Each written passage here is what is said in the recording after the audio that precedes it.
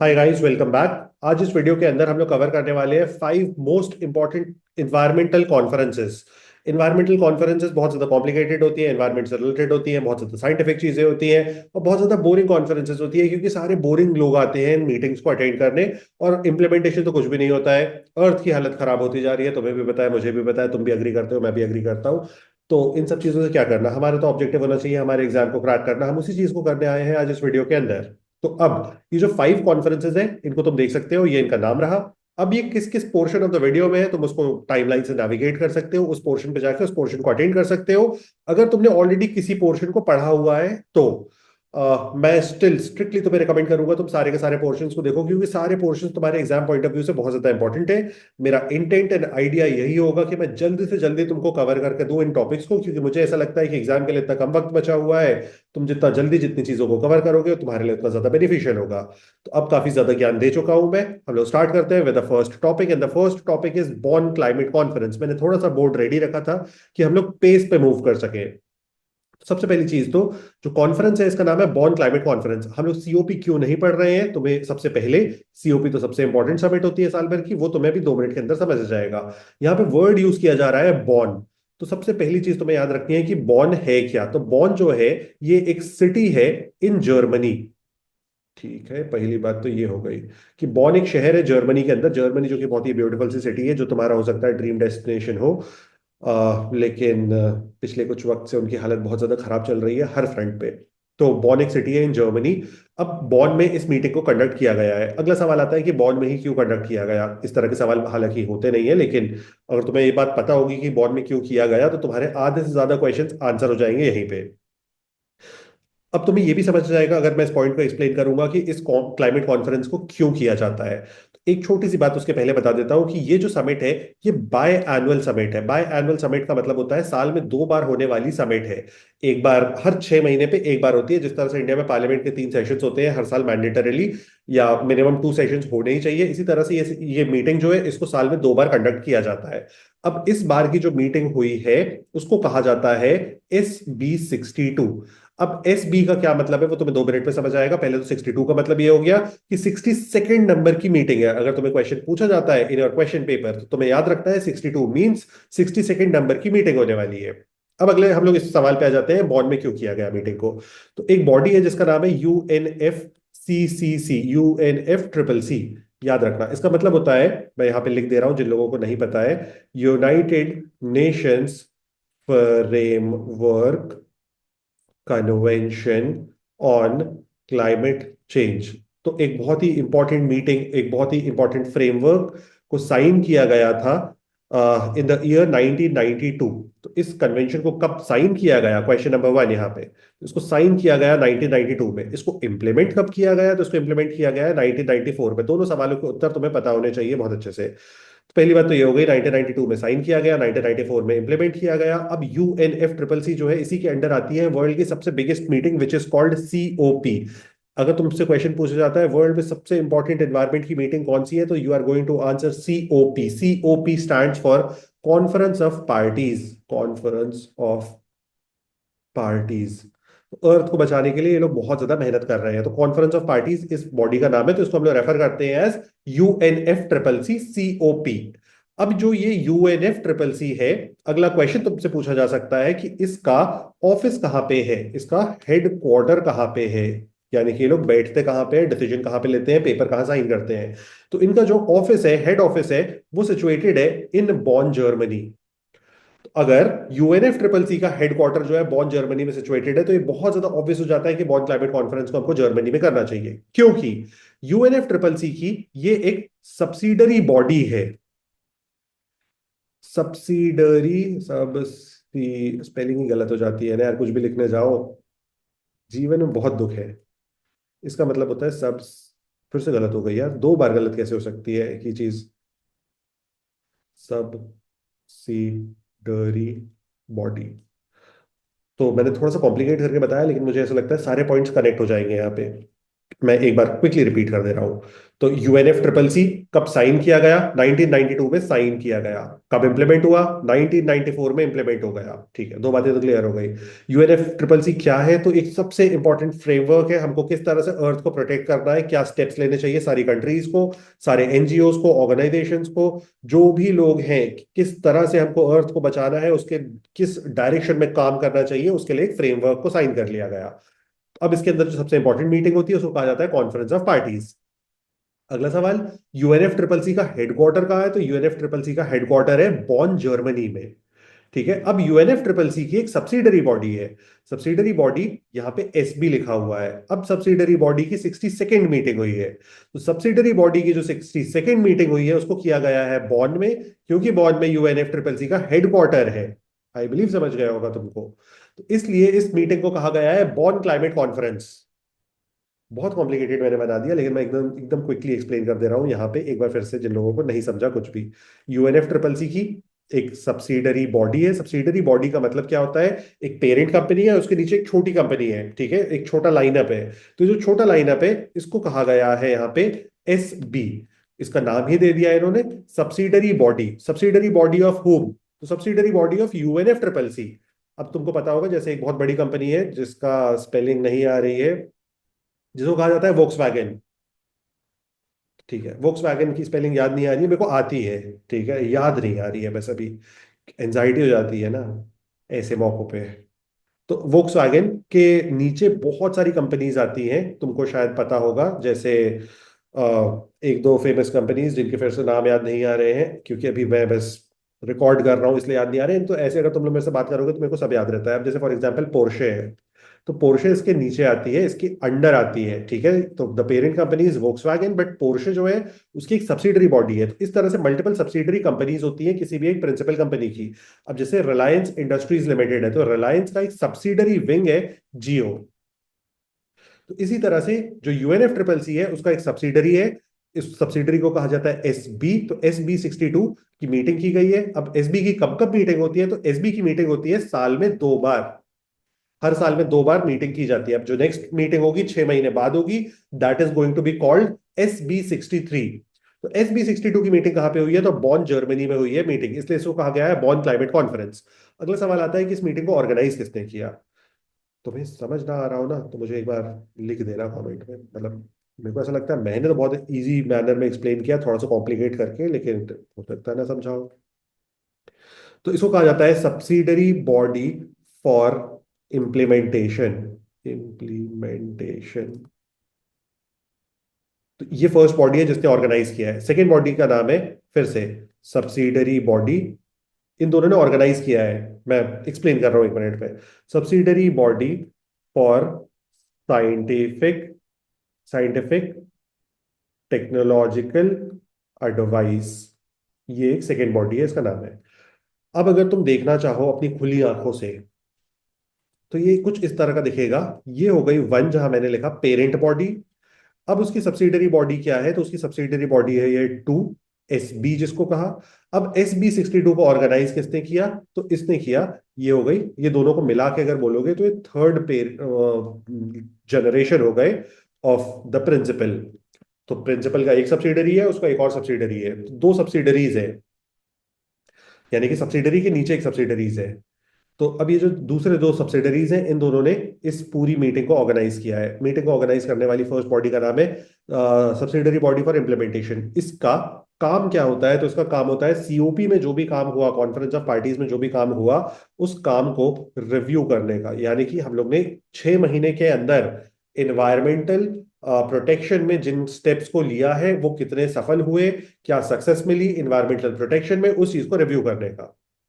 Second जो body है, इसकी रिस्पॉन्सिबिलिटी होती है साइंस एंड टेक के फील्ड में एडवाइस देने की, क्योंकि एनवायरनमेंट को प्रोटेक्ट करने में साइंस एंड टेक का बहुत बड़ा रोल है। तो जो भी टेक्नोलॉजिकल एडवांसमेंट हो रहा है उससे फेमिलियर रखना, देशों को, एनजीओज को, या जो भी एनवायरमेंटल प्रोटेक्शन बॉडीज है उनको विथ टेक्नोलॉजी हेल्प करना, कि अगर इस साइंटिफिक टेक्नोलॉजी को लगाओगे तो तुम एनवायरनमेंट को बेटर तरीके से बचा सकते हो। और फॉर एग्जांपल आज तुम कोल प्लांट यूज कर रहे हो, तो कोल की जगह पे तुम क्या ऑल्टरनेटिव को इंट्रोड्यूस कर सकते हो जिससे तुम क्लीन एनर्जी को प्रोड्यूस कर सको। तो ये दो काम होते हैं इन दोनों बॉडीज के। तो इन दोनों ने मिलकर ऑर्गेनाइज किया है बॉन क्लाइमेट कॉन्फ्रेंस, यानी कि SB62 को। अब इस मीटिंग के अंदर क्या डिस्कशन हुआ है, तो डिस्कशन को मैं समअप कर देता हूं तुम्हारे लिए 4 पॉइंट्स पे, 4 इजी पॉइंट्स में। तो फर्स्ट एंड सबसे की डिस्कशन जो हुआ है that is around GGA। GGA का मतलब क्या होता है, तो यहां पे मैं लिख दे रहा हूं।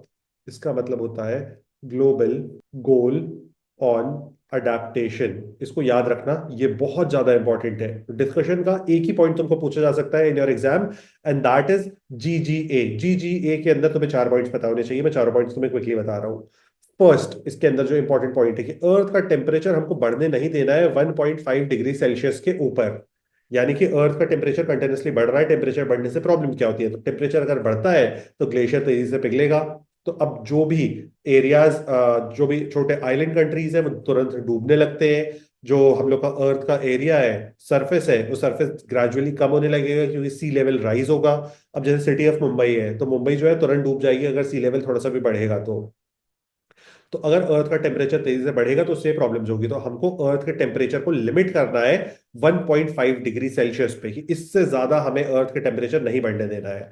अब इस बात को हम लोग ने कब अडॉप्ट किया था, तो इसको हम लोग ने अडॉप्ट किया था during Paris agreement. Paris agreement जो है आज तक की सबसे इंपॉर्टेंट एनवायरमेंट की मीटिंग है जो ह्यूमन हिस्ट्री में हुई है। पेरिस अग्रीमेंट हुआ किस ईयर में है, तो 2015 में हुआ है। पेरिस अग्रीमेंट में एक अग्रीमेंट को साइन किया गया था, लेकिन मीटिंग का नाम जो है वो है COP21। तो COP21 किस ईयर में हुआ, तो 2015 में हुआ। ठीक है, अग्रीमेंट क्या साइन किया गया, तो पेरिस अग्रीमेंट साइन किया गया। पेरिस अग्रीमेंट के अंदर ही मेंशन्ड है GGA, global goal on adaptation. कहाँ मेंशन्ड है अगर तुमको पूछा जाता है, तो you are going to mark Paris agreement 2015 में ये चीज लिखी हुई है।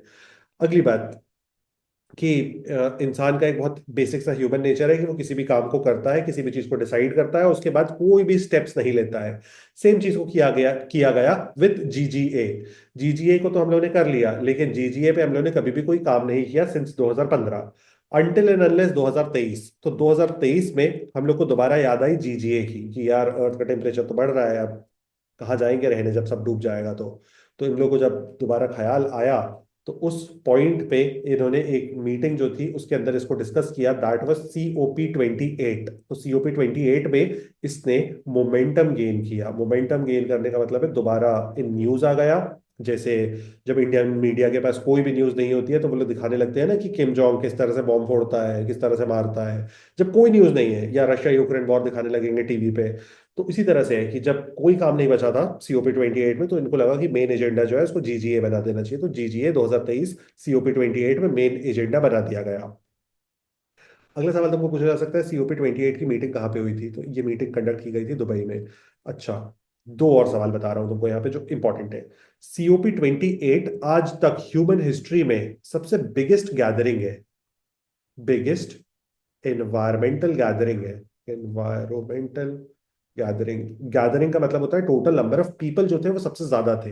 लेकिन सबसे इंपैक्टफुल मीटिंग जो है वो ये वाली है, ये इम्पैक्ट है, ये इम्पैक्टफुल मीटिंग है, और ये वाली बिगेस्ट गैदरिंग है। बस अब लास्ट पॉइंट पे आ जाते हैं हम लोग इससे रिलेटेड कि GGA में अगर हमको अर्थ के टेम्परेचर को लिमिट करना है 1.5 डिग्री सेल्सियस पे, तो उसके लिए हमको क्या स्टेप्स लेने चाहिए। तो स्टेप्स तो बहुत सिंपल से हैं भाई, कार्बन डाइऑक्साइड रिलीज नहीं करोगे, CFC रिलीज नहीं करोगे, तो अपने आप ही सब कुछ हो जाएगा। तो इन्होंने उसी चीज को अच्छी इंग्लिश लैंग्वेज में बोल दिया, तो इसको बोल दिया इन्होंने mitigating green house gases. Green house gases, कि हमको ग्रीन हाउस गैसेस से डील करना होगा तो हमारी सारी प्रॉब्लम ही सॉल्व हो जाएगी। ये तो मुझे बचपन से पता है, फोर्थ क्लास से। तो यही था हम लोग का फर्स्ट टॉपिक। आई बिलीव तुम्हें इतने में सब कुछ माइंड मैप के फॉर्म में दिख रहा होगा, इजी पीजी सा। कहीं कोई समझने में दिक्कत नहीं दिख रही होगी, मुझे तो नहीं दिख रही है, क्योंकि सेकंड टॉपिक पे चलते हैं। So this topic is UNEP released a report which is called adaptation gap report. तो अब सबसे पहले तो ये बात आ जाती है UNEP है क्या। तो UNEP का मतलब होता है यूनाइटेड नेशंस एनवायरमेंट प्रोग्राम। आपको इस बात का ध्यान रखना है, ये बहुत ही इंपॉर्टेंट बॉडी है ऑफ यूनाइटेड नेशंस। कुछ बेसिक फैक्ट्स मैं क्विकली बता देता हूँ इसके बारे में जो आपको पूछे जा सकते हैं। फैक्ट नंबर वन, इस बॉडी को बनाया गया था 1972 में। ठीक है। Fact number two, in very very important, इसका हेडक्वार्टर कहाँ पे है, तो इसका हेडक्वार्टर सिचुएटेड है नायरोबी, केनिया में। केनिया एक अफ्रीकन कंट्री है जो कि अगेन थोड़ी सी पुअर कंट्री है। अफ्रीका के सारी कंट्रीज की सिचुएशन बहुत ज्यादा बुरी है क्योंकि अंग्रेज उनको इंडिया से भी बुरी तरह से लूट के गए हैं। और तो बदले में क्या दिया, तो एक बॉडी दे दी, यूनाइटेड नेशन एनवायरनमेंट प्रोग्राम, जिसका हेडक्वार्टर है केनिया में। 1972 में इसको फॉर्म किया गया था। अब ये क्या करता है, ये एक रिपोर्ट को रिलीज करता है। अच्छा, ये जो रिपोर्ट इन्होंने रिलीज की है, इसको ये एनुअल बेसिस पे करता है। एनुअल का मतलब होता है साल में एक बार ये रिपोर्ट को रिलीज करता है। और ये इनकी एक फ्लैगशिप रिपोर्ट है, विच मीन ये सबसे की रिपोर्ट है जिसको ये लोग रिलीज करते हैं साल भर में। सबसे इंपॉर्टेंट चीज है जिसको ये लोग रिलीज कर रहे हैं through out the year study करने के बाद। इस साल की जो रिपोर्ट है, इस रिपोर्ट का नाम है adaptation gap report. Adaptation gap, तो अडेप्टेशन का मतलब होता है चेंज, उसमें गैप आ रहा है, उस चीज पे इन्होंने रिपोर्ट को बनाया है। तो अब अगर हम लोग इसको ब्रेक डाउन करेंगे, तो यहाँ पे गैप किस चीज को मीन कर रहा है, तो गैप मीन कर रहा है फाइनेंसेस को। फाइनेंसेस को कैसे मीन कर रहा है, मैं 2 मिनट के अंदर बताता हूं, पहले इसके दो और फैक्ट्स बता देता हूं। तो ये तो बात हो गई, इन्होंने इस रिपोर्ट को रिलीज किया है, लेकिन इस रिपोर्ट को बनाया है, ठीक है, रिपोर्ट को बनाया है और इसको रिलीज किया है। लेकिन इसको पब्लिश करने की रेस्पॉन्सिबिलिटी दो ऑर्गेनाइजेशंस ने ली थी। First one was United Nation Environment Programme itself, and second is Copenhagen Climate Centre. इन दोनों ने मिलकर पब्लिश किया है इस पर्टिकुलर रिपोर्ट को। आपको दोनों सवाल पूछे जा सकते हैं, तो आपको दोनों सवाल के जवाब पता होने चाहिए। तो कोपेनहेगन क्लाइमेट सेंटर कहाँ पे सिचुएटेड है, तो कोपेनहेगन में कौन सी बहुत फेमस इंडियन मूवी बनी थी, ये सवाल बहुत इंपॉर्टेंट है, क्योंकि तो आपको याद रखना चाहिए, जिसमें सलमान खान ने गाना गाया था जैसे एक मूवी में। जो गाना बहुत ज्यादा अच्छा सा है, मेरे दिल के तो काफी करीब है, क्योंकि उस दिन फर्स्ट ब्रेकअप हुआ था मेरा। लेकिन ठीक है, तो गूगल कर लेना, नहीं बता रहा हूँ कोपेनहेगन कहाँ पे है। वर्ल्ड के सबसे बेस्ट प्लेस पे है कोपेनहेगन। तो ये लोग बात कर रहे हैं अडेप्टेशन गैप रिपोर्ट की, यानी कि फाइनेंसेस में गैप आ रहा है। अब फाइनेंसेस में किस तरह से गैप आ रहा है, ये मैं आपको थोड़ा सा एक्सप्लेन कर देता हूँ। तो 2019 में एक अग्रीमेंट को साइन किया गया था, जिसको कहा जाता है ग्लासगोव क्लाइमेट पैक्ट। ये जो ग्लासगो क्लाइमेट पैक्ट था, इसकी स्पेशलिटी ये थी कि हमें, जो डेवलप्ड वर्ल्ड है, वो 40 बिलियन यूएसडी कंट्रीब्यूट करेगा to developing and under developed countries, इन कंट्रीज के एनवायरमेंटल प्रोटेक्शन के लिए, कि वहां पे क्लाइमेट चेंज को किस तरह से कंट्रोल कर सकते हैं, उस कंट्रोल के साथ वो कंट्रीज खुद को कैसे डेवलप कर सकती हैं। तो 40 बिलियन प्रॉमिस किया गया था, दिस वाज प्रॉमिस्ड अमाउंट। ठीक है, कि हम लोग इसको कंट्रीब्यूट करेंगे। कब तक कंट्रीब्यूट करेंगे, तो 2025 के एंड तक हम इस पैसे को कंट्रीब्यूट करेंगे। कौन करेगा, डेवलप्ड कंट्रीज, यूएस, यूरोप, जहां की जीडीपी पर कैपिटा जीडीपी बहुत ज्यादा अच्छी है, जो बहुत बड़ी जीडीपी है जिनके पास, उन कंट्रीज ने प्रॉमिस कर दिया। उन कंट्रीज के प्रोमिस बिल्कुल डोनाल्ड ट्रंप के प्रोमिस की तरह होते हैं, फेक। तो यहाँ पे ये जो प्रॉमिस था, इसको भी ये लोग फुलफिल नहीं कर पाए। सिर्फ 26 बिलियन यूएसडी कंट्रीब्यूट किया इन कंट्रीज ने। तो यानी कि 14 बिलियन का गैप रह गया। अब अगर इसको थोड़ी सी मैथ्स के टर्म्स में समझना चाहो, जो तुम्हारी बहुत ज्यादा वीक है, कि 13 की टेबल में थ्रीजा होता है 39। ठीक है, तो 39 से अगर हम लोग देख रहे हैं, तो सिर्फ 2/3 कॉन्ट्रीब्यूशन हुआ है। जो प्रॉमिस्ड है, उससे 2/3 कॉन्ट्रीब्यूशन हुआ है। तो पहली बात जो ये गैप बोलना चाहता है, कि जो तुमने अमाउंट प्रॉमिस किया था कि यू आर गोइंग टू पे इन द नेक्स्ट 6 इयर्स, वो तुमने पे नहीं किया है। Point number one. Point number two, अब क्लाइमेट में हम लोग एक ऐसी स्टेज पे आ चुके हैं, एक ऐसी सिचुएशन पे आ चुके हैं, जहां पे climate, good climate, clean climate, environmental change, इन सारी चीजों से प्रोटेक्शन बहुत ज्यादा महंगी हो चुकी है। अब इस महंगाई के जमाने में, बाय 2035 हमें किस अमाउंट की जरूरत है, तो यहां पे इन्होंने बोला 300 to 350 बिलियन यूएसडी की हमें जरूरत है, जो डेवलप्ड वर्ल्ड को देने चाहिए टू डेवलपिंग वर्ल्ड। तो ये एक ओवरऑल अमाउंट की जरूरत है हमें, जो हमें पृथ्वी को बचाने के लिए चाहिए होगा। इतना बड़ा अमाउंट है। इसको प्रिडिक्ट कब किया गया है, तो इस रिपोर्ट में लिखा गया है 2025 में। अब अगर बेसिक मैथ्स फिर से, जो तुम्हारी बहुत ज्यादा वीक है, this is 12 times higher than current. ये 12 गुना ज्यादा है, पहली प्रॉब्लम। दूसरी प्रॉब्लम जो तुम्हें पूछी जा सकती है इसके अंदर ही एक सेकंड टर्म उन्होंने बताया है, इन्फ्लेटेड अमाउंट। इन्फ्लेटेड अमाउंट का मतलब है कि इन्फ्लेशन भी तो होता है ना वर्ल्ड में, कि भाई ब्रेड की कॉस्ट हर साल बढ़ रही है। जो भी चीजें तुम कंज्यूम करते हो, उनकी जो भी बेसिक, जैसे कुरकुरे है, तो कुरकुरे सालों से 10 साल 10 रुपए का ही आ रहा है। बस कुरकुरे का एक जो खाने का, या क्या बोलते हैं कुरकुरे वाले को नहीं पता, लेकिन हर साल एक लेस का चिप्स कम हो जाता है लेस के पैकेट से, लेकिन लेस 10 रुपए का ही आता है। मैगी का पैकेट छोटा हो जाता है, क्योंकि हर प्रोडक्ट की कॉस्ट ग्रेजुअली बढ़ती है। ठीक है, कैपिटलिस्टिक वर्ल्ड जो है, वो इसी कॉन्सेप्ट पे बेस्ड है, इन्फ्लेशन मैंडेटरी है ह्यूमन सिविलाइजेशन के लिए। तो इन्फ्लेटेड अमाउंट जो होगा यहाँ पे, वो एंटिसिपेटेड अमाउंट है अप्रोक्सीमेटली 400 बिलियन, कि बाय 2035 इन्फ्लेशन भी होगा। अब इन्फ्लेशन जो है एक साथ ऐसा नहीं होगा ना कि बाय 2035 का देखोगे, 2030 तक इन्फ्लेशन होगा, फिर ग्रेजुअली धीरे धीरे धीरे करके 5 साल और बढ़ेगा। तो उस इन्फ्लेटेड अमाउंट से देखोगे तो 400 बिलियन निकल के आ रहा है। अब अगली बात ये आती है कि इस अमाउंट को कब डिसाइड किया गया कि हमें इस अमाउंट की जरूरत है। तो लास्ट ईयर जो COP मीटिंग हुई थी, जो हम लोग का नेक्स्ट टॉपिक है, उसके अंदर इस अमाउंट को डिसाइड किया गया था कि हमको पृथ्वी को बचाने के लिए, क्लाइमेट चेंज से बचने के लिए इस अमाउंट की जरूरत है। ये जो COP की मीटिंग हुई थी, दिस वाज COP 29। COP 29 को कंडक्ट किया गया था अजरबैजान में। अजरबैजान में कंडक्ट किया गया है। यहाँ पे एक बहुत ही ब्यूटीफुल सी सिटी है, अगर तुम जीवन में कभी थोड़े बहुत पैसे कमा लो तो घूमने जरूर जाना, जिसका नाम है बाकू। तो बाकू अजरबैजान में इस मीटिंग को कंडक्ट किया गया था, जहाँ पे इस अमाउंट को डिसाइड किया गया था कि हमें इस बेसिक अमाउंट की तो रिक्वायरमेंट है to protect ourselves from climate change. लेकिन इन्फ्लेटेड अमाउंट जो है, रिपोर्ट ने क्या लिख दिया, ये लिख दिया। रिपोर्ट क्या बोल रही है, 40 बिलियन प्रॉमिस किया था, दिए तो सिर्फ 26 बिलियन। तो इसलिए अब ये जो मैंने तुम्हें बातें बताई, तो इस रिपोर्ट का, अब मैं तुम्हें बताता हूँ एक दूसरी बात इसके बारे में। तो ये तो रिपोर्ट का फर्स्ट नेम है, अडेप्टेशन गैप रिपोर्ट। इसके आगे मैं यहाँ पे लिख दे रहा हूँ, अडेप्टेशन गैप रिपोर्ट, AGR। इसके आगे बोला गया है रनिंग ऑन EMPTY। ये पूरी की पूरी रिपोर्ट का नाम है। अब आई बिलीव तुम्हें समझ आ रहा होगा रनिंग ऑन एम्प्टी का मतलब क्या है, इसलिए मैंने इसको पहले मेंशन नहीं किया था। तो रनिंग ऑन एम्प्टी का मतलब ये निकल के आता है कि हमारे पास पैसे हैं ही नहीं, तो कहाँ से बचा ले क्लाइमेट को और खुद को। अब ये जो रिपोर्ट पब्लिश की गई है बाय UNEP, इस रिपोर्ट का ऑब्जेक्टिव क्या होता है, UNEP वाले क्या करना चाहते हैं इस रिपोर्ट को पब्लिश करके, किस चीज को शोकेस करना चाहते हैं। तो बेसिकली ये लोग क्लाइमेट अडेप्टेशन को ट्रैक करना चाहते हैं, मल्टीपल तरीके की चीजों को ट्रैक करना चाहते हैं। ऑब्जेक्टिव मेनली ट्रैकिंग है, कि क्या प्रोग्रेस हुई, क्या प्रोग्रेस नहीं हुई, क्या चीजें करनी चाहिए थी, क्या चीजें नहीं करनी चाहिए थी, किस कंट्री ने, किस रीजन ने कितना प्रोग्रेस किया, उस चीज को ट्रैक कर रहे हैं बस। जैसे कि इम्प्लीमेंटेशन, फाइनेंस, जितनी भी चीजें हैं, सारी की सारी चीजों को ट्रैक किया जाता है इस रिपोर्ट के through annually. Most important report है। और ये रिपोर्ट ने ही, इसी रिपोर्ट ने इस बार के जो UNFCCC COP 30 है, इसका नैरेटिव सेट किया है।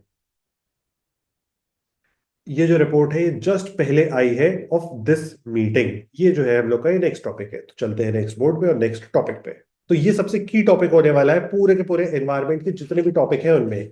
हालांकि इसके बाद वाला जो नेक्स्ट टॉपिक है वो भी बहुत ज्यादा इंपॉर्टेंट है इस साल के एग्जाम के पॉइंट ऑफ व्यू से। वो ओवरऑल इंपॉर्टेंट नहीं है, हर साल इंपॉर्टेंट नहीं होता है। हो सकता है अगर तुम्हें अगले साल एग्जाम देना पड़े तो ये टॉपिक तुम्हें काम आएगा। फिर भी कोशिश मत करना अगले साल देना पड़े, इसी साल खत्म करना, क्योंकि फालतू की चीजें होती हैं एंट्रेंस एग्जाम वगैरह, मेरे को तो किसी काम की नहीं लगती। ठीक है, तो टॉपिक का नाम है UNFCCC। UNFCCC के बारे में मैं कुछ चीजें तुम्हें बता चुका हूँ फर्स्ट टॉपिक के अंदर, बॉन क्लाइमेट कॉन्फ्रेंस में। UNFCCC का फुल फॉर्म बता चुका हूँ, United nation framework convention on climate change. COP का फुल फॉर्म होता है कॉन्फ्रेंस ऑफ पार्टीज। अब इसकी जो मीटिंग हुई है इस साल 2025 में, ये है 30th मीटिंग, 2025 की मीटिंग। इस मीटिंग को हर साल कंडक्ट किया जाता है, एनुअल बेसिस पे हम लोग कंडक्ट कर रहे हैं। अग्रीमेंट कब साइन हुआ था, तो अग्रीमेंट को साइन किया गया था, या कन्वेंशन को साइन किया गया था, कन्वेंशन को साइन किया गया है 1992 में। 1994 से हम लोग ने इस कन्वेंशन को इम्प्लीमेंट कर दिया है। सबसे पहले और सबसे बेसिक दो चीजें जो है, इन दोनों बातों का ध्यान रखना। एक दो और पॉइंट्स में यहीं पे बता दे रहा हूँ जो तुम्हें ऑलरेडी मैं बता चुका हूँ। इसका हेडक्वार्टर कहाँ है, इसका हेडक्वार्टर सिचुएटेड है बॉन, जर्मनी में। बहुत ही ब्यूटीफुल सी जगह है बॉन भी, वैसे अगर तुम जाना चाहो कभी जीवन में। और इसका जो एग्जीक्यूटिव डायरेक्टर है, एग्जीक्यूटिव सेक्रेटरी बोलते हैं, सॉरी, एग्जीक्यूटिव सेक्रेटरी है, इनका नाम है साइमन स्टील। बेसिक बस याद रखने के लिए याद रख सकते हो, डबल L आता है यहाँ पे। तो साइमन स्टील इनके एग्जीक्यूटिव सेक्रेटरी का नाम है। तो अब UNFCCC में क्या चीजें बहुत ही स्टैटिक है जो तुम्हें पता होनी चाहिए, क्योंकि इसके अंदर जिन बहुत सारी रिपोर्ट्स को प्रेजेंट किया गया है इस साल, बहुत सारी, मतलब थोड़ी बहुत ही बहुत सारी। तो उनको मैं एक डिफरेंट बोर्ड में तुमको प्रेजेंट करूंगा माइंड मैप के फॉर्म में, तुम वहां से नोट्स भी क्विकली बना सकते हो। उसमें से बहुत सारी चीजें काम की नहीं है, लेकिन स्टिल तुम बस बेसिक लिख लेना खुद से पॉज करके वीडियो को वहां पे। और बाकी जो काम की रहेंगे उसको मैं थोड़ा सा एक्सप्लेन कर दूंगा वहीं पे। तो सबसे पहले तो कि फैक्ट 1, कि इंडिया की तरफ से इस मीटिंग को किसने अटेंड किया है, तो बहुत ज्यादा ऑब्वियस आंसर है कि जो भी ministry of forest environment and climate change होगा वही इंसान अटेंड करेगा। तो ministry of environment, forest and climate change, MOEFCC। इसका फुल फॉर्म होता है ministry of environment, forest and climate change, आपको याद रखना है। तो इसके जो मिनिस्टर है इंडिया के अंदर, इनका नाम है यादव भूपेंद्र यादव ने इस मीटिंग को इस साल अटेंड किया है, नॉट मोदी जी। ठीक है। अब इस मीटिंग की इस साल की सबसे बिगेस्ट स्पेशलिटी क्या थी, सबसे एकदम जो तड़कता फड़कता क्वेश्चन आ सकता है तुमको, वो ये थी कि वर्ल्ड की जो सबसे स्ट्रॉन्गेस्ट कंट्री है, जिसको वर्ल्ड का लीडर बनना चाहिए, वो लीडरशिप की पोजीशन को छोड़ना चाहता है। तुमने शायद कभी देखा होगा अफगानिस्तान की बैटिंग को, उनकी बैटिंग लाइनअप जो है वो इस तरह से वर्क, सिर्फ लड़कों से बात कर रहा हूँ पहली बात, तो मैं लड़कियों से बात नहीं कर रहा हूँ। अफगानिस्तान की जो बैटिंग लाइनअप है वो इस तरह की है कि अगर हम किसी मैच को जीत रहे हैं थ्रू बॉलिंग, तो उसमें वो हरा के दिखाते हैं खुद को। तो यूएस भी इसी तरह की हरकतें कर रहा है पोस्ट डोनाल्ड ट्रंप। हिस्ट्री में फर्स्ट टाइम ऐसा हुआ है जहां पे यूएस ने सीओपी की मीटिंग को अटेंड नहीं किया है। यूएस बहुत बड़े बड़े प्रोमिस करता था, डेवलप्ड कंट्री है, पैसे देने में, ये करने में, वो करने में बहुत बड़े बड़े प्रोमिस करता था, लेकिन श्री डोनाल्ड ट्रंप के आने के बाद से उसने ये सब काम करना बंद कर दिया है। पहली और बिगेस्ट न्यूज तो ये हो गई। दूसरी बात, हिस्ट्री ही आज तक की ये सेकंड बिगेस्ट गैदरिंग है। सबसे बिगेस्ट गैदरिंग मैंने आई बिलीव आप लोग को बताया था, वो थी COP28 2023 दुबई वाली। ये सेकंड बिगेस्ट गैदरिंग है आज तक ह्यूमन हिस्ट्री में एनवायरनमेंट के लिए। तो इस सेकंड बिगेस्ट गैदरिंग को अटेंड करने कौन लोग आए थे, तो टोटल 195 प्लस कंट्रीज ने, और बहुत सारे एनजीओज और बहुत सारी एनवायरमेंटल बॉडीज आई थी इस मीटिंग को अटेंड करने। मीटिंग कंडक्ट कहाँ पे की गई थी, that is also very very special. Meeting को अमेजोन फॉरेस्ट के बीच में एक शहर में कंडक्ट किया गया था, जिस शहर का नाम है बेलम। बेलम कहाँ पे है, तो बेलम ब्राजील में है।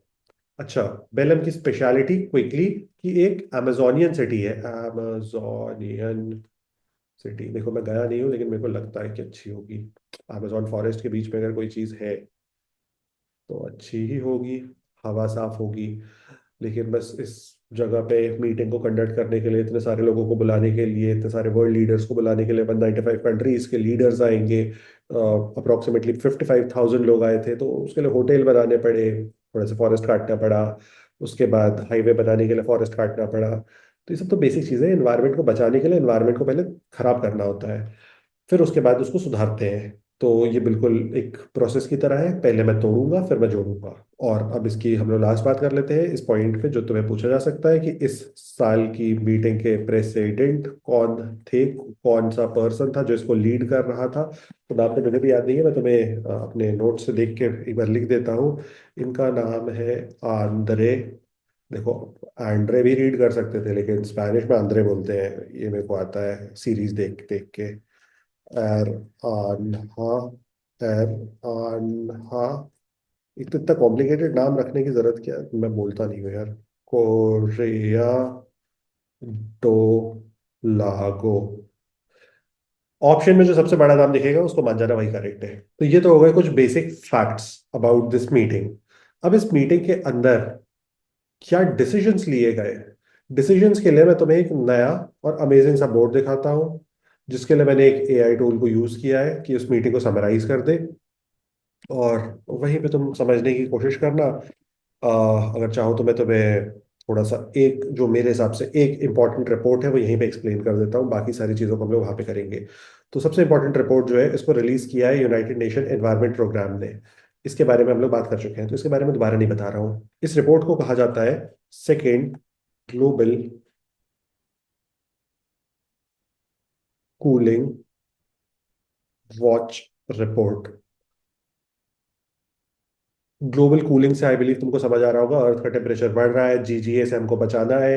ग्लोबल गोल ऑन अडेप्टेशन, यानी कि 1.5 डिग्री सेल्सियस वाली जो बात थी, ये उसी के अराउंड शायद तुमको अपने टर्म्स में दिख रहा होगा, second global cooling watch report, यानी कि हमको कूलिंग की तरफ जाना है, ठंडा करना है।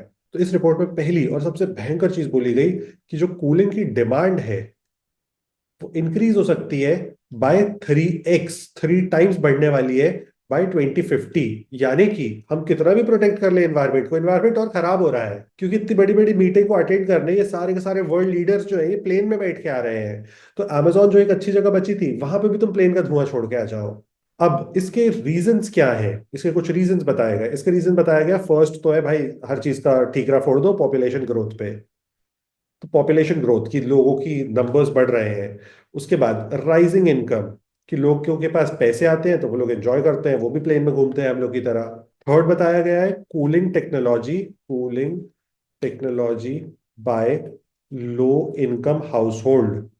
यानी कि जो लो इनकम हाउस होल्ड है उसके पास वो प्रोडक्ट्स नहीं है, वो टेक्नोलॉजिकल एडवांसमेंट नहीं है जिससे वो इन्वायरमेंटल इम्पैक्ट को कम कर सके। वो बहुत लोकल तरीके के प्रोडक्ट्स को यूज कर रहा है जिसका इन्वायरमेंटल इम्पैक्ट बहुत ज्यादा हायर है। And lastly extreme heat events. अब इसके बाद दूसरी जो बात इन्होंने बोली वो और भी अमेजिंग है।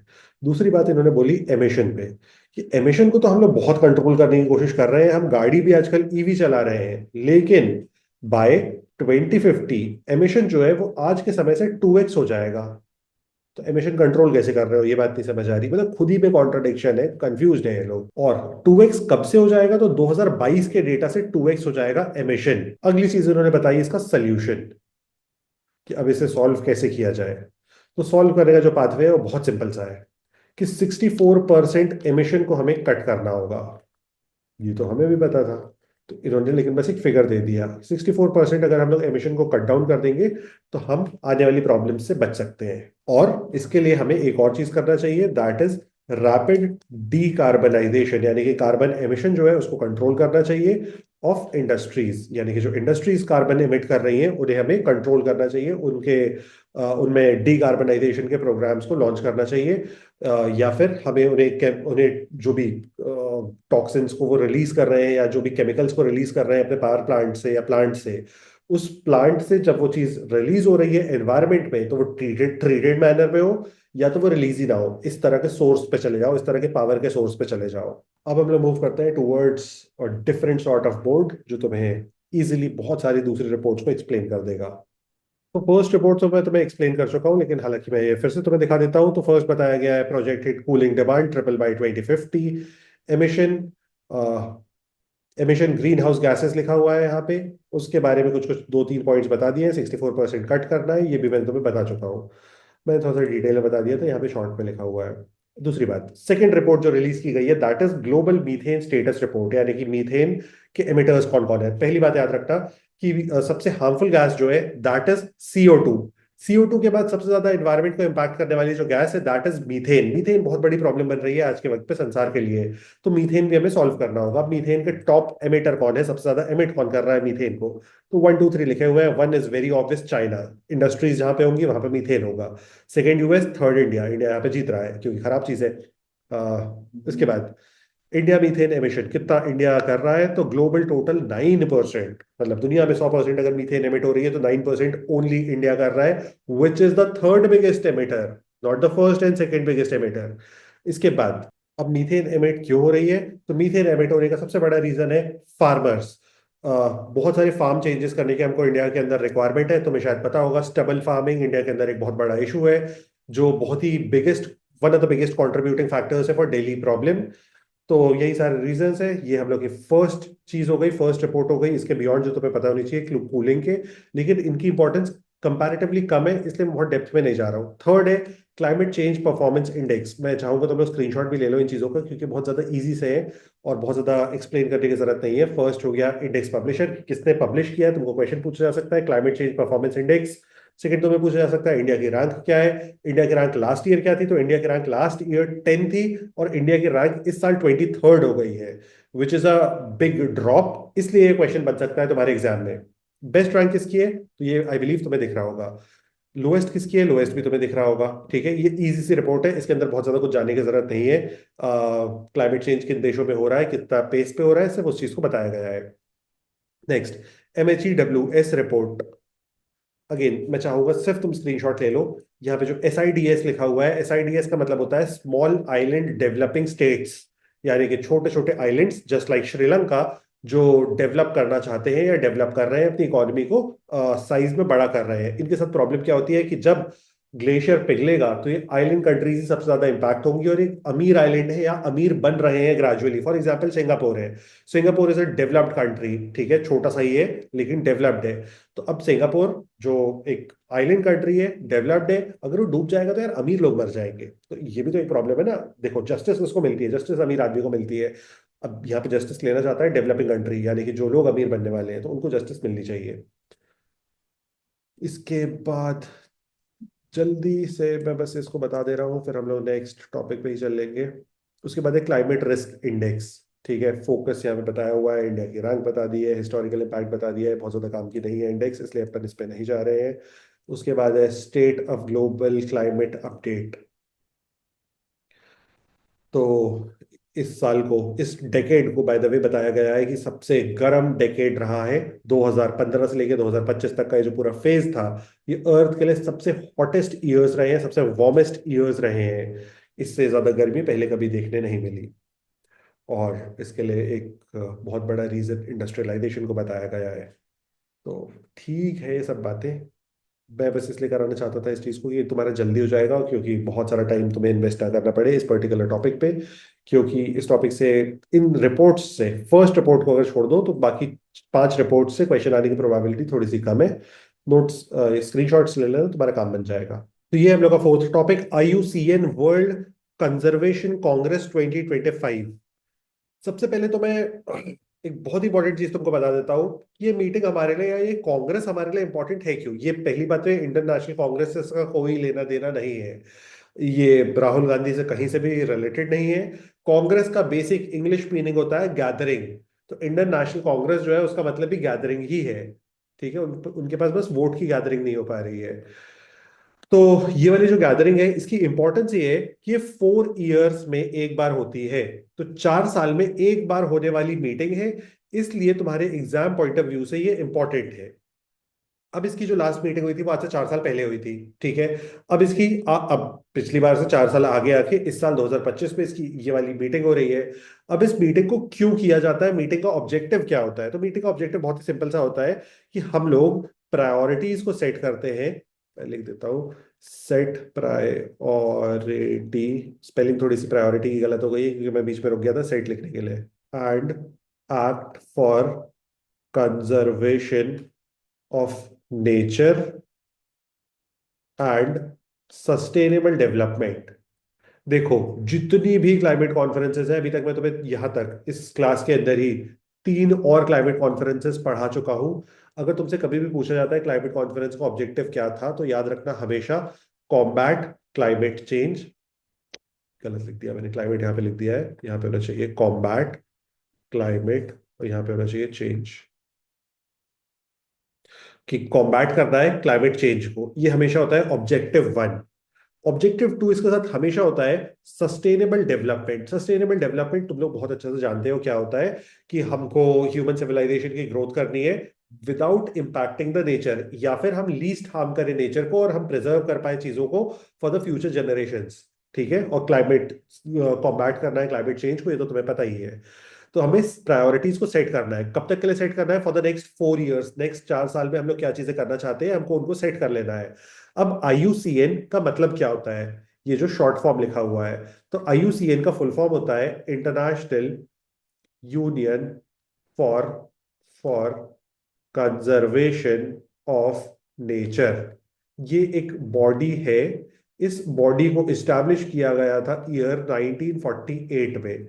अब इनका हेडक्वार्टर जो है वो ग्लैंड स्विट्जरलैंड में है, नॉट जेनेवा। तो ग्लैंड स्विट्जरलैंड में इनका हेडक्वार्टर सिचुएटेड है। ये 3-4 की फैक्ट्स तुम्हें पता होने चाहिए कि 4 साल में एक बार मीटिंग होती है। International union for conservation of nature इनका फुल फॉर्म होता है IUCN का। अब IUCN की जो मीटिंग हुई, अच्छा, IUCN की मीटिंग एनुअली होती है। अगर अगले साल क्लाइंट देना पड़ा, किस्मत खराब है तुम्हारी, तो तुम्हें फिर से IUCN की किसी दूसरी चीज को पढ़ना पड़ेगा। लेकिन इनकी वर्ल्ड कंजर्वेशन कांग्रेस जो है, ये 4 साल में एक बार होती है कंडक्ट। इस चीज को मैंने इसलिए अलग से हाईलाइट कर दिया है। अब इस पूरी मीटिंग के अंदर इस साल क्या डिस्कशंस हुए, वो ये सारे डिस्कशंस हैं। इन डिस्कशंस को इस साल नाम दिया गया है, डिस्कशंस को नाम दिया गया है की थीम्स। तो आपको अगर पूछा जाता है की थीम्स क्या थी, तो टोटल 5 की थीम्स है जिन 5 चीजों पे इस साल बात की गई है। फर्स्ट बताया गया है scaling up resilient conservation action, कि हमें जो भी हम लोग लॉस कर चुके हैं ऑलरेडी एनवायरमेंट का, जो भी हमें नुकसान हो चुका है, उसे उसकी अब हमें भरपाई करनी है, रिसिलियंट कंजर्वेशन करना है, यानी कि जो नुकसान हो चुका है नुकसान की भरपाई करनी है। सेकंड बताया इन्होंने reducing climate overshoot risk. Climate overshoot का मतलब क्या होता है, तुम्हें इसके बारे में पता होना चाहिए, तुम्हें पूछा जा सकता है क्लाइमेट ओवरशूट वर्ड। ये दोनों वर्ड्स तुम्हारे लिए इंपॉर्टेंट है, climate and overshoot. Climate overshoot का मतलब होता है कि सडनली किसी भी प्लेस का टेम्परेचर जो है वो राइज कर जाए। सडनली अगर टेम्परेचर राइज करता है तो उसके मल्टीपल प्रॉब्लम्स है, अभी अभी तक हम लोग डिस्कस कर चुके हैं टेम्परेचर राइज के क्या क्या प्रॉब्लम्स होती है। नेक्स्ट है डिलीवरिंग ऑन इक्विटी। इक्विटी का मतलब होता है जिसके पास जितना है वो उतना ही कंट्रीब्यूट करे, यानी कि जो डेवलप्ड वर्ल्ड है, डेवलप्ड कंट्रीज है, उनको ज्यादा कंट्रीब्यूशन देना चाहिए फॉर क्लाइमेट प्रोटेक्शन, और जो पुअर कंट्रीज है उनका contribution in terms of money comparatively कम होना चाहिए। फॉर एग्जाम्पल यूएस है, तो यूएस की जो जीडीपी है वो 30 ट्रिलियन की है, तो यूएस 1% ऑफ जीडीपी देगा, या फिर मान लो 1 ट्रिलियन दिया। लेकिन तुम एक देश जिसकी जीडीपी 1 ट्रिलियन है उससे एक्सपेक्ट नहीं कर सकते ना, या इंडिया की जीडीपी 4 ट्रिलियन है उससे एक्सपेक्ट नहीं कर सकते कि 1 ट्रिलियन दे दो। इस चीज को कहा गया है इक्विटी। इक्विटी और इक्वालिटी शायद तुमको पता होगा, आर्टिकल 14 के दोनों कॉन्सेप्ट्स हैं। और ये तो बेसिक कॉन्स्टिट्यूशन की बात हो गई इंडिया के तो, लेकिन तुम लोग पढ़ के जाना, सिर्फ इस ऑब्जेक्टिव से मैं बोल रहा था। अगला है transition to nature, positive economy and society. मैंने यहाँ पे शॉर्ट में लिख दिया है पॉजिटिव इकोनॉमी एंड सोसाइटी, यानी कि हमको clean economy and clean society की तरफ जाना चाहिए। लास्ट है disruptive innovation in leadership for conservation. Disruptive innovation का मतलब होता है कि कुछ नया इनोवेट करने की बहुत ज्यादा जल्दी जरूरत है, और एक ऐसा इनोवेशन लेके आओ जो सारी चीजों को बदल के रख दे। जैसे चैट जीपीटी था, चैट जीपीटी ने हम लोग की लिखने की एबिलिटी को बिल्कुल जीरो कर दिया है। अब मन ही नहीं करता है कुछ भी लिखने का, या फिर तुम अगर अपने स्कूल के लिए किसी ऐसे को लिख रहे हो तो ऐसे लिखने का तुम्हारा मन ही नहीं करेगा, तुम हमेशा सोचोगे चैट जीपीटी से काम कर लेता हूँ। या फिर इस तरह के जो इंटरनेट के टूल्स होते हैं आप उनको हमेशा यूज करते हो।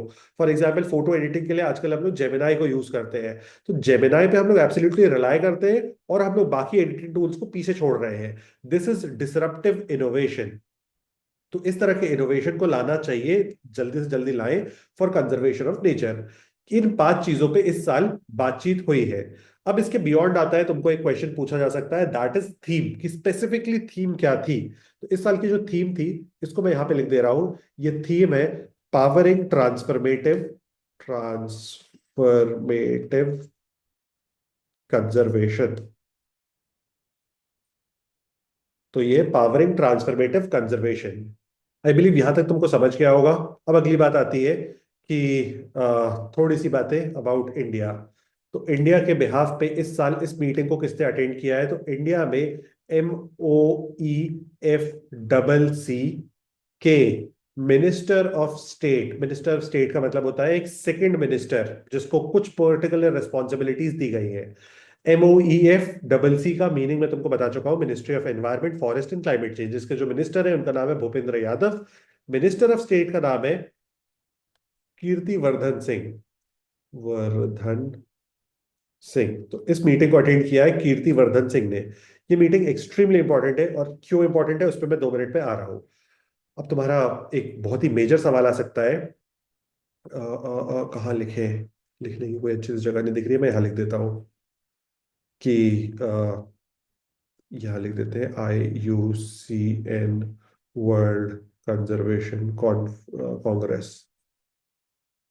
तो इस मीटिंग को इस साल कहाँ पे होस्ट किया गया है, होस्ट करने वाला देश कौन है, किन लोगों ने सपोर्ट किया है, IUCN के प्रेसिडेंट कौन है।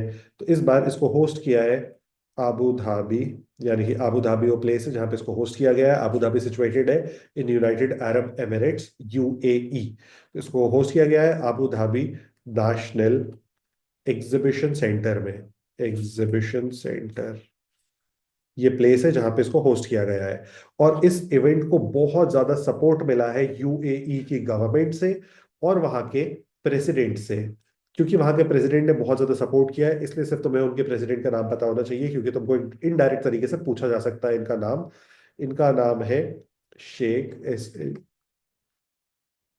मोहम्मद बिन जयाद अल नयन। तो ये वहाँ के प्रेसिडेंट है, शेख है। इन्होंने सपोर्ट किया है इस पर्टिकुलर कॉन्फ्रेंस को इस साल 2025 पे। और साथ ही साथ यूएई ने, यूनाइटेड अरब एमिरेट्स ने फर्स्ट टाइम इस कॉन्फ्रेंस को होस्ट किया है। इसके पहले इन्होंने इस कॉन्फ्रेंस को या इस कांग्रेस को कभी भी होस्ट नहीं किया था अपनी हिस्ट्री में। इसके साथ ही तुमको एक और चीज याद रखनी है जो कि एक्सट्रीमली इंपॉर्टेंट है, कि इसके साथ पैरेलली एक और समिट को कंडक्ट किया गया है, और इसको फर्स्ट टाइम किया गया है इसलिए इंपॉर्टेंट है। ये समिट है वर्ल्ड समिट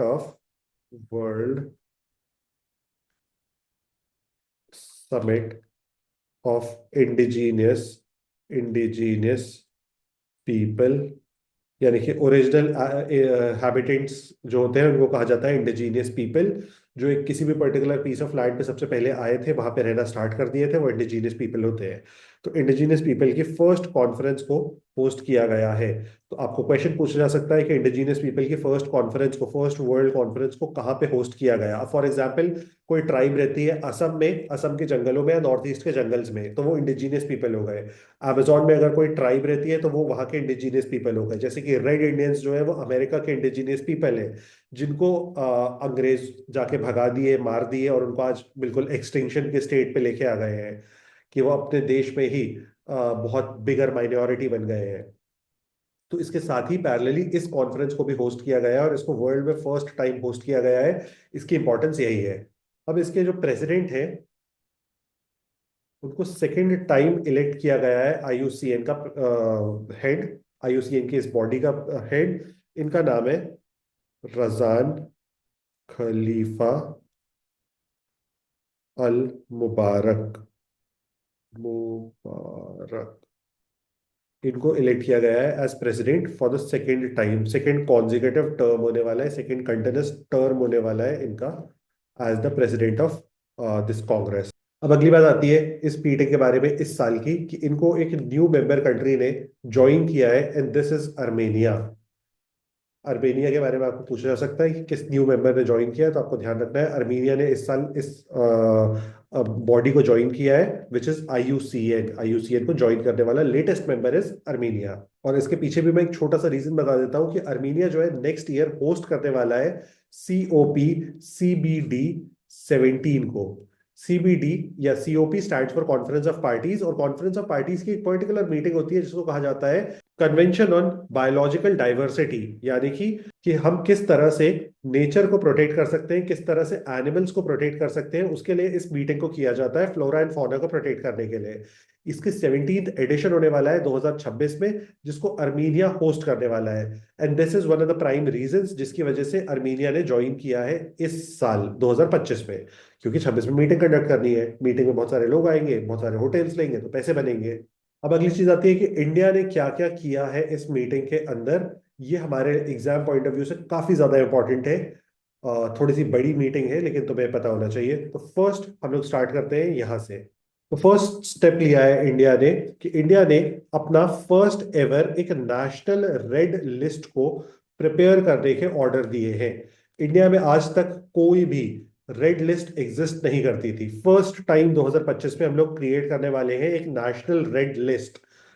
पहला सवाल तो ये आता है, रेड लिस्ट होती क्या है? रेड यानी कि डेंजर का साइन है। अब जो भी चीजें इंडिया में खतरनाक स्टेट में है, फॉर एग्जाम्पल जो भी स्पेशीज है, कोई भी प्लांट या एनिमल की स्पेशीज का मतलब है यहाँ पे मेरा फ्लोरा एंड फौना, जो भी बुरी स्टेट में है, बुरी स्टेट का मतलब है जो भी एक्सटिंक्शन की तरफ जा रहा है, या फिर जो भी सोसाइटी से खत्म होने वाला है। फॉर एग्जाम्पल टाइगर की स्टेट एक पॉइंट ऑफ टाइम पे बहुत ज्यादा बुरी थी, कि टाइगर के नंबर बहुत ज्यादा कम हो गए थे। इसी तरह से बहुत सारे प्लांट्स हैं, एनिमल्स हैं। और शायद तुम्हें पता होगा एक चीज होती है जुगनू, जो रात को बल्ब जैसा जलता है, इधर उधर उड़ता है, छोटा सा होता है, बिल्कुल मच्छर जितना। तो जुगनू जो है वो एक्सटिंक्शन पे जा चुका है, और अब बोला जाता है कि इंडिया के अंदर कभी भी जुगनू नहीं दिखने वाले हैं except for a particular places, और वहां से भी वो बहुत जल्दी खत्म होने वाला है। In the next 2 years India में कहीं पे भी जुगनू नहीं दिखेगा।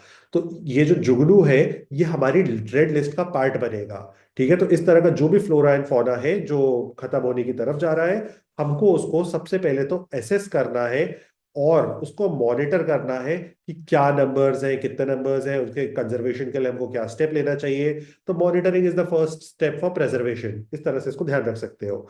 अब इसको कौन करेगा, इस लिस्ट को प्रिपेयर कौन करेगा? तो लिस्ट को प्रिपेयर करने के लिए दो बॉडीज हैं।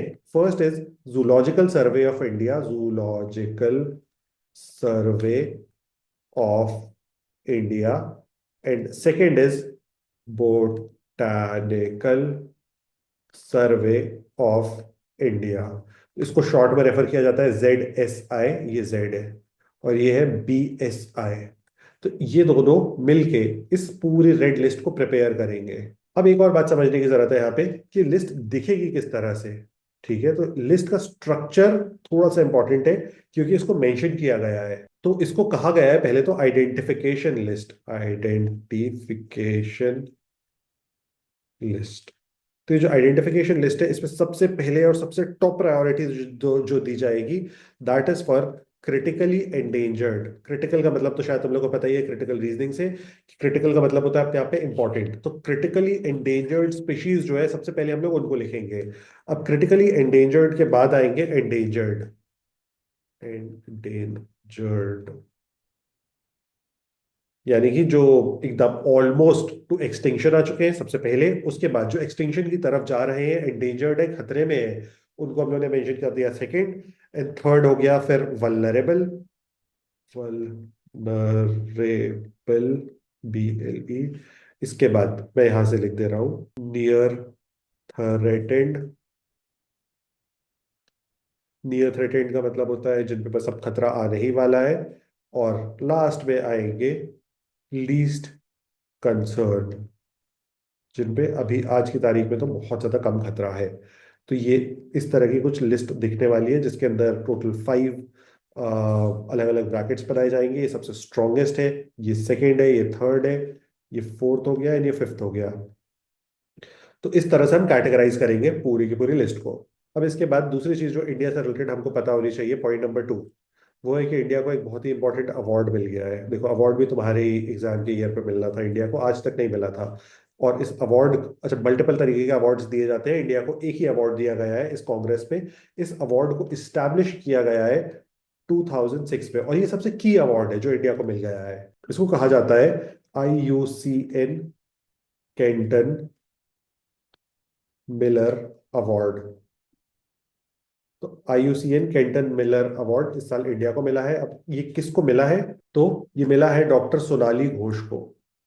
डॉक्टर सोनाली घोष, डॉक्टर सोनाली घोष है क्या?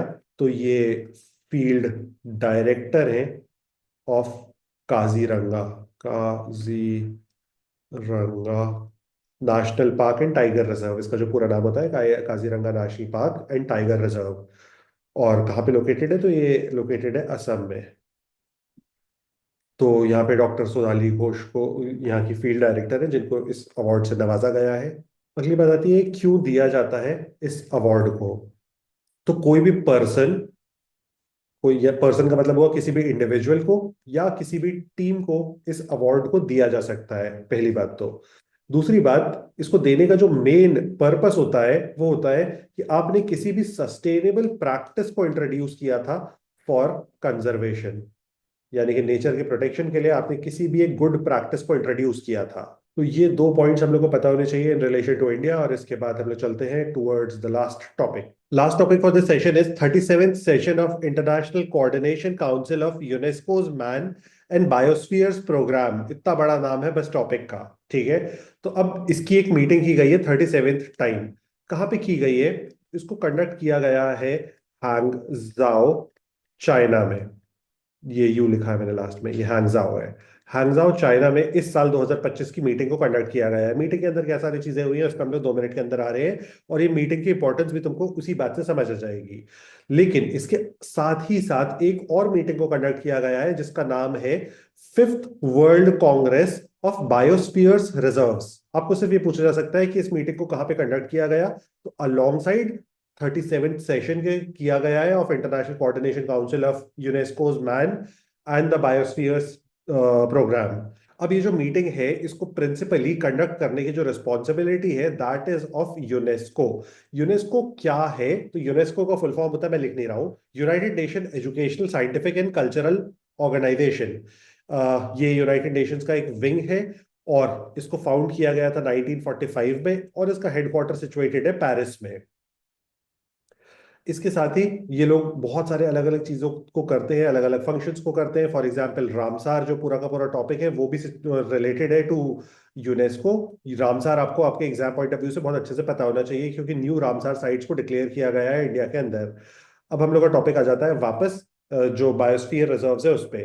तो इस बार की मीटिंग में 26 न्यू बायोस्फीयर रिजर्व्स को लोकेट किया गया है और उनको डेडिकेटेडली बोला गया है इन पर्टिकुलर एरियाज को हम प्रोटेक्ट करना चाहते हैं एज आर बायोस्फीयर रिजर्व्स।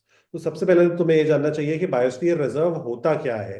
तो बायोस्फीयर रिजर्व जो होता है ये एक इंटरनेशनली डेजिग्नेटेड साइट होती है, यानी कि एक पर्टिकुलर पीस ऑफ लैंड है जिसको हमने बोल दिया इंटरनेशनली डेडिकेटेड साइट। और इस साइट, ये जो पूरी की पूरी साइट होगी, इसको एक तरीके से इसको प्रोटेक्ट करने की जो रिस्पॉन्सिबिलिटी है वो यूनेस्को ने ले ली। और यूनेस्को इसको प्रोटेक्ट करने के लिए मल्टीपल स्टेप्स लेगा, लेकिन वो सारे का सारे स्टेप्स जो होंगे वो उस देश की गवर्नमेंट के साथ लेगा। फॉर एग्जाम्पल यूनेस्को ने इसके प्रोटेक्शन के लिए, इन साइट्स के प्रोटेक्शन के लिए हर साल कुछ अमाउंट ऑफ मनी को भेजेगा कि तुम इन पर्टिकुलर जगहों को बचा करके प्रोटेक्ट करके रखे रहो। और ये जो साइट्स होंगी ये अपने आप में बहुत ही बिग पीस ऑफ लैंड होगा। अभी जो पीस ऑफ लैंड है ये किस तरीके का हो सकता है? नंबर वन, इसका टाइप हो सकता है टेरेस्ट्रियल। टेरेस्ट्रियल का मतलब बेसिक जो जमीन होती है उस तरीके का हो सकता है। सेकेंडली ये हो सकता है कोस्टल। एंड थर्डली ये हो सकता है मरीन। देखो, कोस्टल जो एरिया होता है वहां पे जमीन और पानी एक साथ होते हैं, मरीन में एब्सोल्युटली पानी होता है, टेरेस्ट्रियल में एब्सोल्युटली जमीन होती है। तो इन तीनों तरह की जगहों को, बिग साइट्स को प्रोटेक्ट करने की रिस्पॉन्सिबिलिटी ले ली। अब इनमें हम इन एरियाज का डेवलपमेंट करना चाहते हैं, लेकिन हम किस तरह से डेवलपमेंट करना चाहते हैं? तो सस्टेनेबल डेवलपमेंट करना चाहते हैं हम इन पर्टिकुलर साइट्स का। अब जब इनका सस्टेनेबल डेवलपमेंट होगा तो वहां पे जो लोग रह रहे हैं उन सारे के सारे लोगों को आप इंटीग्रेट करोगे अपने प्रोग्राम के अंदर, उनको एक तरीके से ट्रेन करोगे, उनको एक तरीके से नॉलेज प्रोवाइड करोगे कि ये पर्टिकुलर साइट ह्यूमन सिविलाइजेशन के लिए क्या इंपॉर्टेंस रखती है। अब इस तरह की जो भी साइट्स होती है उन साइट्स को 3 जोन्स में डिवाइड कर दिया जाता है, 3 पार्ट्स होते हैं। जैसे कोई भी एक बायोस्फीयर रिजर्व है, हम लोग इमेजिन कर सकते हैं ये एक बायोस्फीयर रिजर्व है। तो अब इसका सबसे पहले आता है एक कोर जोन, इसको कहा जाएगा कोर। अब ये जो कोर है इसकी इंपॉर्टेंस ये है कि यही सबसे प्राइम एरिया है जिसको प्रोटेक्शन की रिक्वायरमेंट है, इसको हमको बचाना चाहिए। तो इसका जो फर्स्ट जोन हो जाता है उसको हम लोग रेफर करते हैं एज द कोर। सेकंड, जैसे अर्थ का भी कोर होता है, अर्थ के सेंटर पोर्शन को हम लोग कोर बोलते हैं। इसके बाद इसका एक बाहर का जोन आता है, इस एरिया को रेफर किया जाता है एज बफर। एंड इसके बाद एक थर्ड लेयर होती है जिसको कहा जाता है ट्रांजिशन। अब इन तीनों को किस तरह से यूज कर रहे हैं? तो ये हो गया ट्रांजिशन। तो ये जो कोर एरिया है इसको हम लोग कंजर्व कर रहे हैं। इसके बाद जो बफर जोन है, बफर जोन में हम लोग का इंटेंट होता है सस्टेनेबल डेवलपमेंट सबसे पहले। तो इसके बाद इस जोन से हम लोग मॉनिटर करना चाहते हैं कोर जोन पे क्या हो रहा है। कोर जोन पे हम लोग मॉनिटर्स को यूज नहीं कर रहे हैं, मॉनिटरिंग का जो पूरा प्रोसेस है उसको हम लोग ने किया है बफर जोन पे। इसके बाद थर्डली आता है ट्रांजिशन। ट्रांजिशन एरिया को हम लोग यूज करते हैं फॉर लॉजिस्टिक्स, कि उस एरिया को प्रोटेक्ट करने के लिए क्या सारे सामान की, क्या चीजों की रिक्वायरमेंट होगी, क्या हाईवेज की जरूरत होगी, उन सारी चीजों को अरेंज किया जाता है इन द ट्रांजिशन जोन। तो इस तरह से इन तीनों जोन्स को बनाया जाता है। तो यहाँ पे फर्स्ट कोर हो गया, सेकंड बफर हो गया एंड थर्ड हो गया ट्रांजिशन। आपको तीनों जोन्स को याद रखना है क्योंकि इंडिया के अंदर एक नया बायोस्फीयर रिजर्व डिक्लेयर किया है यूनेस्को ने इन 26 बायोस्फीयर रिजर्व्स में, इसलिए टॉपिक हमारे एग्जाम पॉइंट ऑफ व्यू से एक्सट्रीमली इंपॉर्टेंट है। तो इस बार जो टोटल 26 साइट्स को प्रोटेक्शन दिया गया है इसकी इंपॉर्टेंस ये है कि लास्ट 2 डेकेड्स में इस बार सबसे ज्यादा बिगेस्ट पीस ऑफ जमीन को, biggest piece of land, coastal line and marine को प्रोटेक्शन दिया गया है इन द लास्ट 2 डेकेड्स। इस तरह से ये मीटिंग की इंपॉर्टेंस बहुत ज्यादा बढ़ जाती है। इसके साथ ही अब इंडिया में किस नए जगह को डिक्लेयर किया गया है एज बायोस्फीयर रिजर्व, तो आपको याद रखना है नाम। इसको कहा जाता है लाहौल स्पीति।